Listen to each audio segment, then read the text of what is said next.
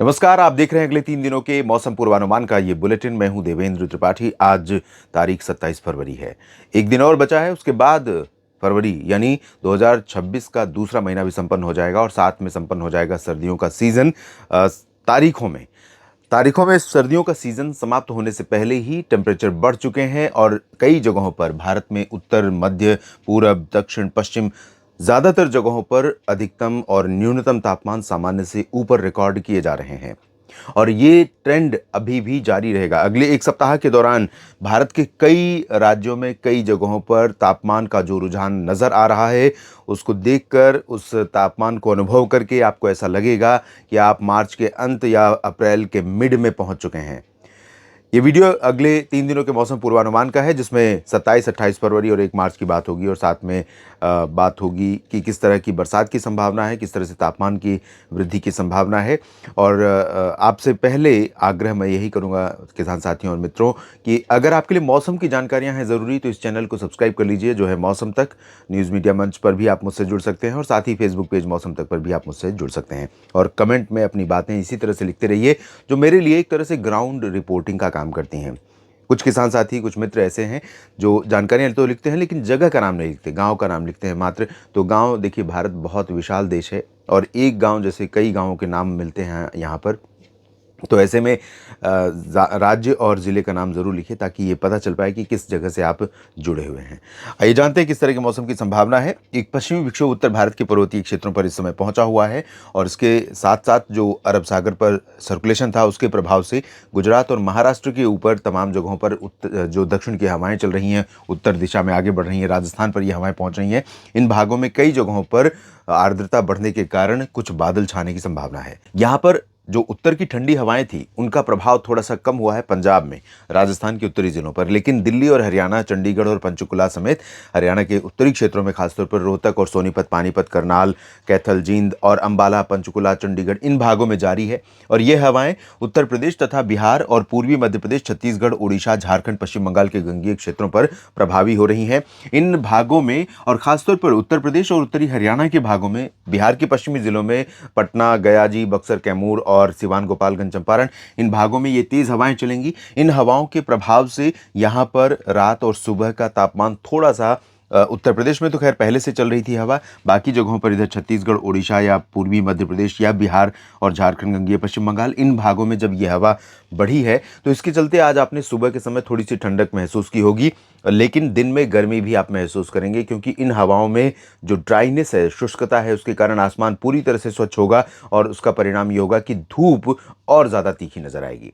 धूप तीखी नजर आएगी तो जाहिर है कि तापमान बढ़ेगा, तो यहाँ पर भी तापमान बढ़ेगा। और इधर जो हवा आर्द्रता वाली चल रही है, जो WD यहाँ पर है, उसके प्रभाव से गिलगित बाल्टिस्तान, मुजफ्फराबाद, लद्दाख और जम्मू कश्मीर, हिमाचल में तथा उत्तराखंड के कुछ हायर रीचेस पर हो सकता है कि आज हल्की वर्षा या हिमपात देखने को मिले कहीं कहीं पर ऊंचे इलाकों में। और निचले भागों से जो बादल पहुँच रहे हैं, ये बादल, जो हवाएं पहुँच रही हैं आर्द्रता वाली, इन हवाओं के कारण राजस्थान के तमाम हिस्सों में, पूरब से लेकर मध्य क्षेत्रों में, जिसमें बीकानेर और जैसलमेर, चूरू, सीकर, अलवर, भरतपुर, जयपुर, जोधपुर और चित्तौड़गढ़, डूंगरपुर, भीलवाड़ा, प्रतापगढ़, यहाँ तक कि बीकानेर और बाड़मेर में भी, बीकानेर यहाँ और बाड़मेर यहाँ, इन जगहों पर भी थोड़े बहुत बादल नजर आएंगे। दक्षिणी हरियाणा और हो सकता है दिल्ली पर भी दोपहर के बाद बादल पहुंचे। और पश्चिमी मध्य प्रदेश में महाराष्ट्र, छत्तीसगढ़ से लेकर के उड़ीसा से लेकर के तेलंगाना, आंध्र प्रदेश, कर्नाटक, केरल, तमिलनाडु, महाराष्ट्र, गुजरात के पूर्वी रीजन, इन सभी भागों में बादल नजर आएंगे। और कल यही बादलों का जो बेल्ट रहेगा वो पूरब की तरफ शिफ्ट कर जाएगा। तो आज और कल यानी 27 और 28 फरवरी को देश के कई इलाकों पर बादल छाने वाले हैं, लेकिन ये बादल बरसने वाले नहीं हैं। ज़्यादातर जगहों पर, ज़्यादातर कहें या मोस्टली 90% से ज़्यादा एरिया में ये बादल सिर्फ थोड़ी धूप रोकेंगे और कुछ नहीं करेंगे, हल्के बादल होंगे।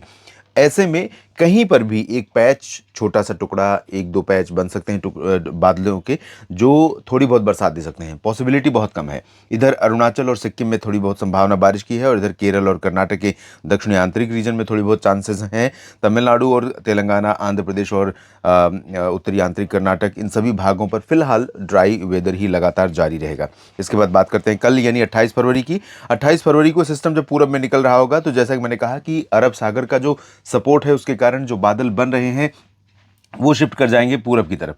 तो पूर्वी मध्य प्रदेश और पूर्वी उत्तर प्रदेश के दक्षिणी जिलों में, साथ में बिहार के दक्षिणी भाग, झारखंड, पश्चिम बंगाल, उड़ीसा, छत्तीसगढ़, आंध्र प्रदेश, तेलंगाना, तमिलनाडु, कर्नाटक, इन भागों में और महाराष्ट्र के विदर्भ तक ये बादल रहेंगे। हल्के बादल जैसे आज वैसे ही कल इधर रहेंगे, लेकिन इनसे भी बरसात की संभावना नहीं। बरसात सिर्फ केरल और कर्नाटक के कुछ आंतरिक रीजन, लक्षद्वीप और अंडमान व निकोबार, अरुणाचल और इधर गिलगित से लेकर उत्तराखंड के बीच में कहीं कहीं पर थोड़ी बहुत बरसात होने की संभावनाएं 28 फरवरी को बन सकती हैं। और ये उत्तर की हवाएं नीचे तक पहुंचेंगी, महाराष्ट्र में विदर्भ तक और मध्य प्रदेश के पूरे रीजन को कवर करेंगी। राजस्थान में जैसलमेर और चित्तौड़गढ़, कोटा, बूंदी, बारां, झालावाड़ तक इन हवाओं का प्रभाव बढ़ेगा दोस्तों। तो यहाँ पर जहाँ जहाँ ये हवाएं बढ़ रही हैं, वहाँ वहाँ इन सभी भागों में सुबह और रात के मौसम में खुशनुमा अनुभव आप करेंगे।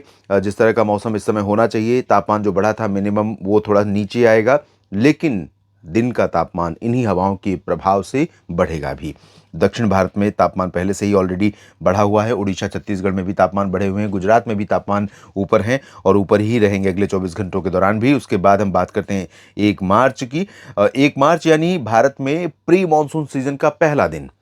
मानसून का शुभारंभ, मानसून का आरंभ होता है 1 जून से और उससे पहले 3 महीने होते हैं, मार्च, अप्रैल और मई। ये 3 महीने होते हैं प्री मानसून के, जब मानसून से जुड़ी जो एक्टिविटीज़ हम मानसून सीजन में देखते हैं, उससे पहले कुछ ऐसी गतिविधियां देखने को मिलती हैं।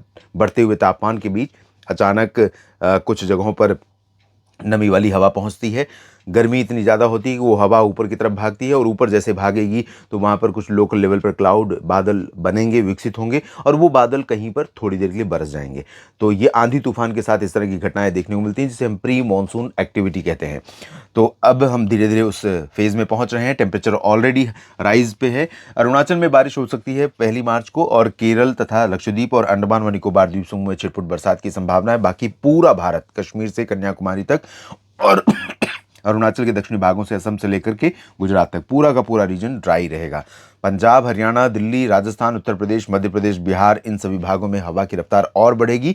छत्तीसगढ़, ओडिशा, महाराष्ट्र, तेलंगाना, कर्नाटक, केरल, तमिलनाडु, इन भागों में भी गर्मी बढ़ने वाली है। गुजरात में भी पारा ऊपर जाएगा। राष्ट्रीय राजधानी दिल्ली में 32-33 डिग्री सेल्सियस पहुंच सकता है, 32 डिग्री से ऊपर पहुंच सकता है 1 मार्च को तापमान, जो लगभग 6 से 7 डिग्री ज़्यादा होगा। और यही स्थिति हमें देश के कई राज्यों में, पटना, रांची, रायपुर, भोपाल और नागपुर, इन सभी जगहों पर देखने को मिल सकती है। तमाम इलाके ऐसे होंगे जो सामान्य से गर्म होंगे। इस वीडियो में भी इतना ही। मेरे साथ बने रहिए मौसम तक और न्यूज़ मीडिया मंच पर। जानकारियाँ ठीक लगे तो वीडियो को लाइक और शेयर करिएगा, कमेंट सेक्शन में अपनी बात लिखिएगा। धन्यवाद।